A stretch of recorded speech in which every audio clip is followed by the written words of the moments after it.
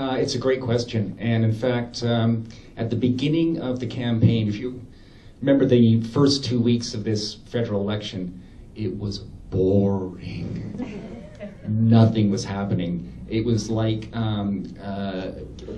pulling teeth, knocking on doors. Nobody was engaged in this election. Then Rick Mercer came out with his little thing, right? And I started having high hopes for a higher youth turnout in Canada.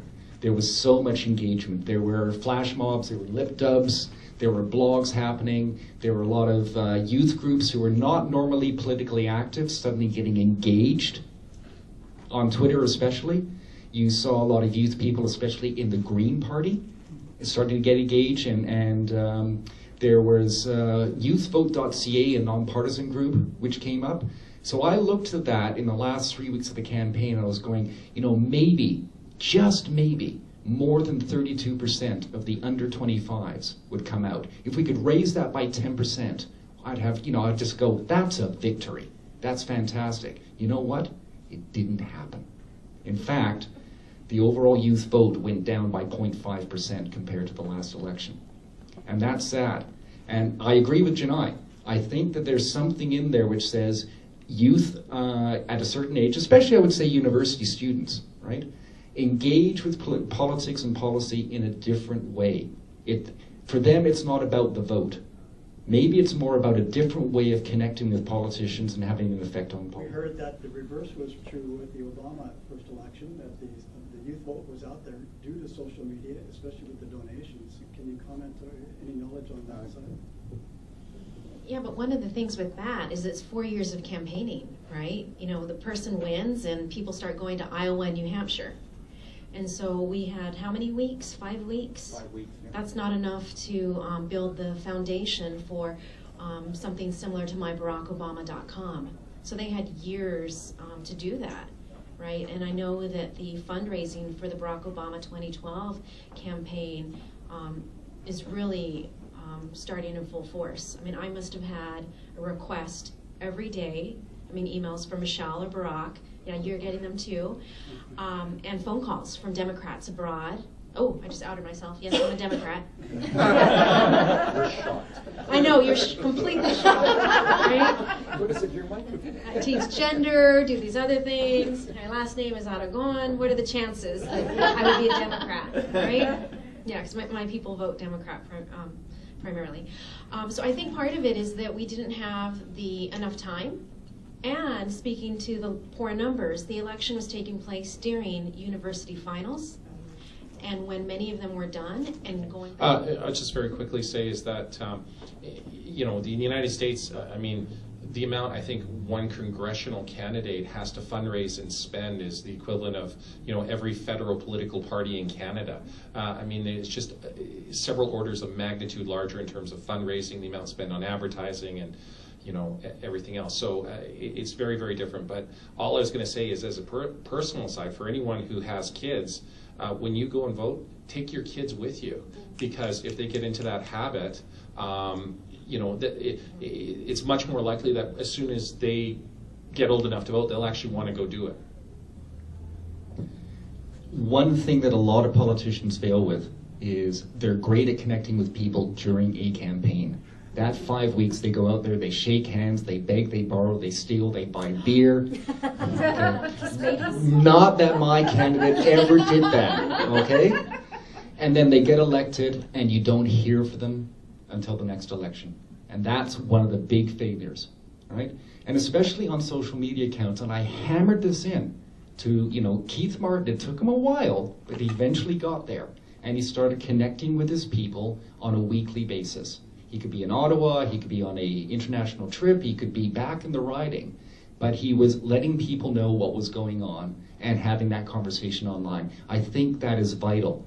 That ties into what Janai was saying, is that it takes time to build up a relationship. You can't do it over 5 weeks. You cannot make that trust connection. That a lot of the social media that was out there, that was being used by the leaders, by the other politicians, was ignored eventually, because people who were savvy to it, especially the youth voter, realized, I'm not talking to that person, I'm talking to his team member.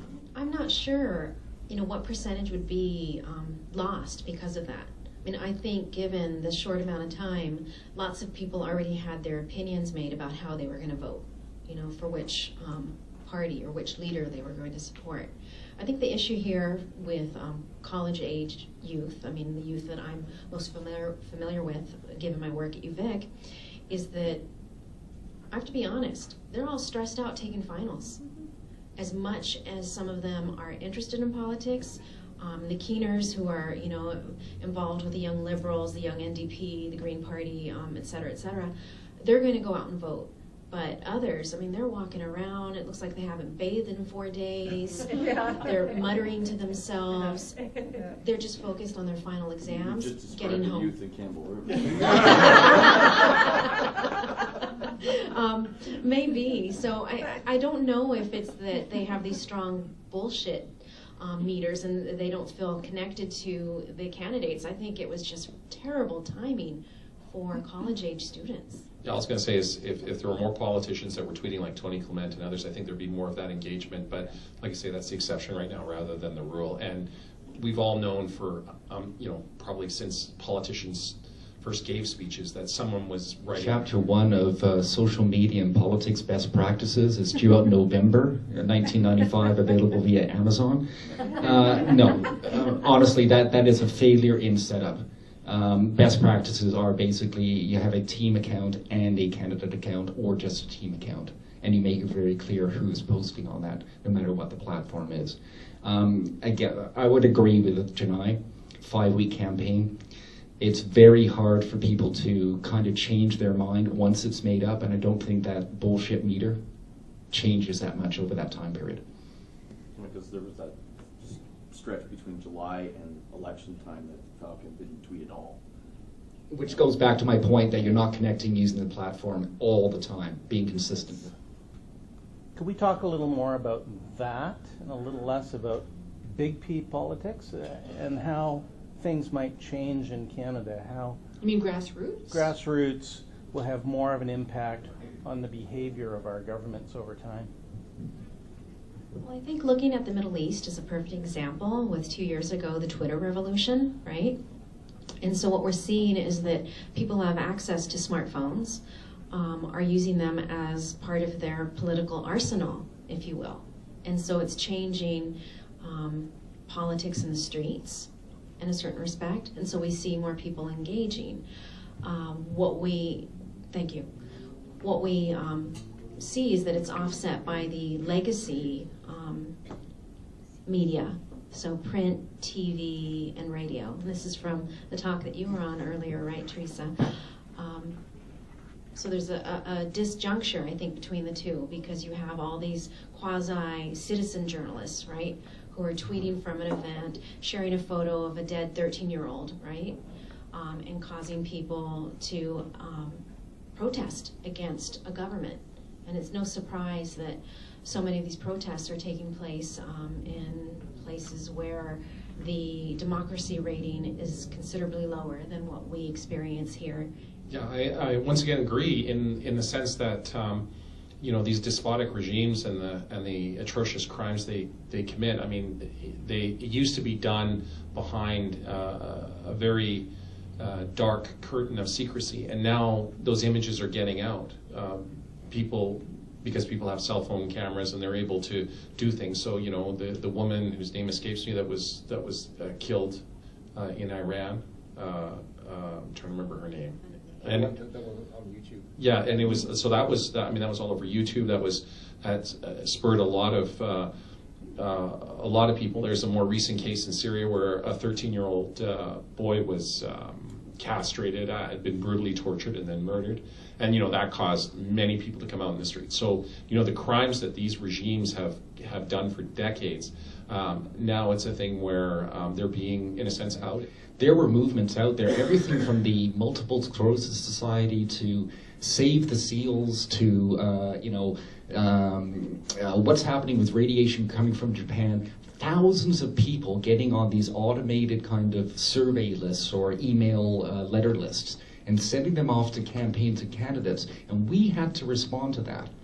We would often push that up to our headquarters and say, Well, we kind of have a policy, but it has to be more fleshed out. There has to be more detail.